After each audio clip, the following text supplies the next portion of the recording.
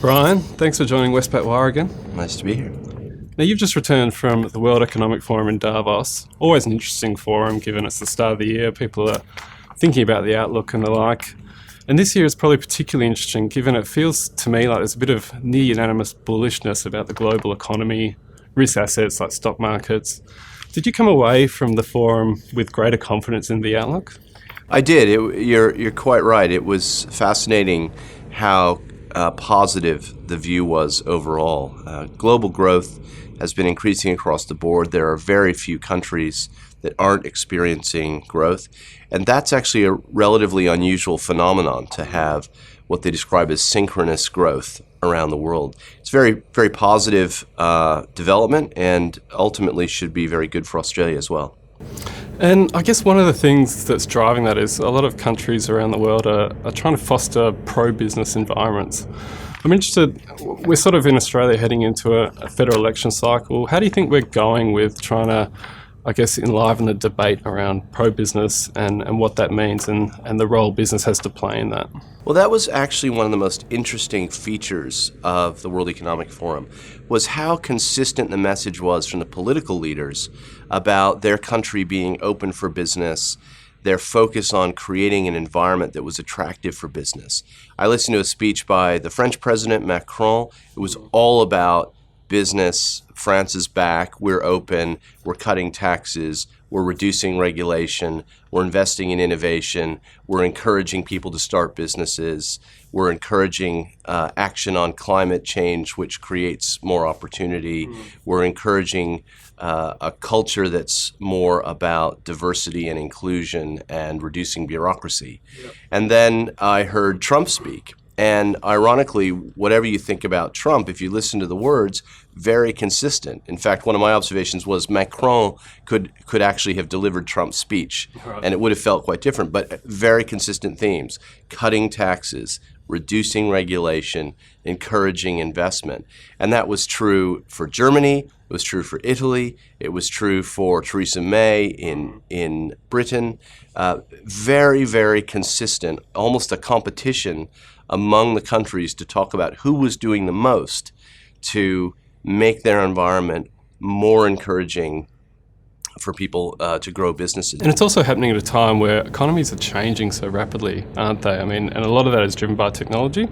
I saw the forum actually release a report after about the impact technology might have on jobs going forward with things like AI, blockchain. I mean, there's a lot of developments happening there. What were the key insights in that debate you took away from the forum? Well, technology is always been a theme at the WEF for the last few years, and this is no different. I think if we go back to that general point about economic growth, and technology is part of that story, but the growth in the world economy, growth around the world in trade, means that there are great opportunities for businesses to engage with trade. And in Australia, when we think about the free trade agreements that have been signed and the progress on the TPP, that means that there is an opportunity for businesses to be thinking about how do they expand internationally.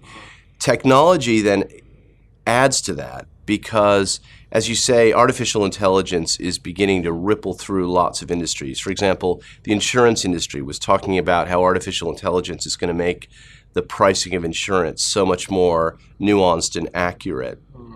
And the other element, though, that I think is really interesting is how the internet and the connection of businesses, the digitization of business process, is breaking down geography. And I guess business has a role here, don't they? Because technology could have an impact on people in terms of displacing them. But I think net, there could be some upside there also if we work on retraining, reskilling. So the impact of technology on jobs was definitely a theme, and it's what was really notable this year compared to previous years is businesses are stepping up.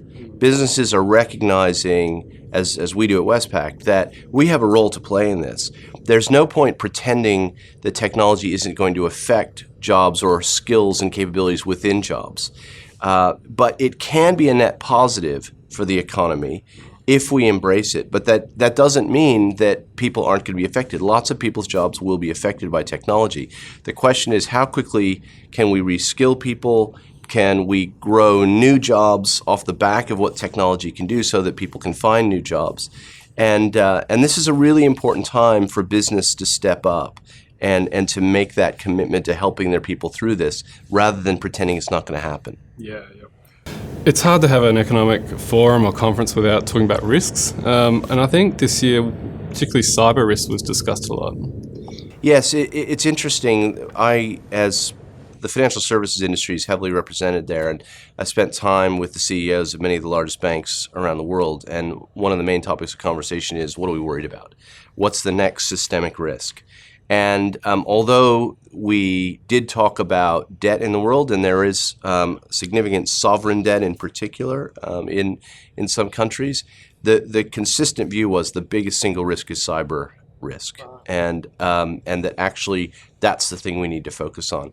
And the insight that I came away with there is that we do a lot within our own companies to protect ourselves against cyber risk. So at Westpac, we spend tens of millions of dollars every year. We're constantly testing, improving our defenses, improving our ability to recover if something happens, and so forth. But the nature of cyber is that we're a connected world, and what happens in one place can affect others. And the insight was that businesses and government need to work together to anticipate how an issue in one part of the network can affect other parts of the network and its ability to recover. So that's something we'll be taking up with our peer banks, with others in the financial services industry, and with the government.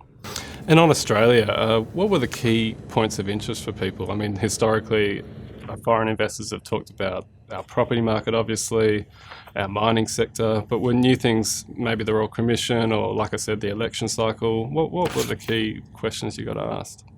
The main thing about Australia, people would say, is, gee, Australia's doing pretty well. Everyone's so impressed with 26 years without a recession. I did get a few questions about people saying, gee, Australia's done so well, Australian banks have done so well. What's this Royal Commission about?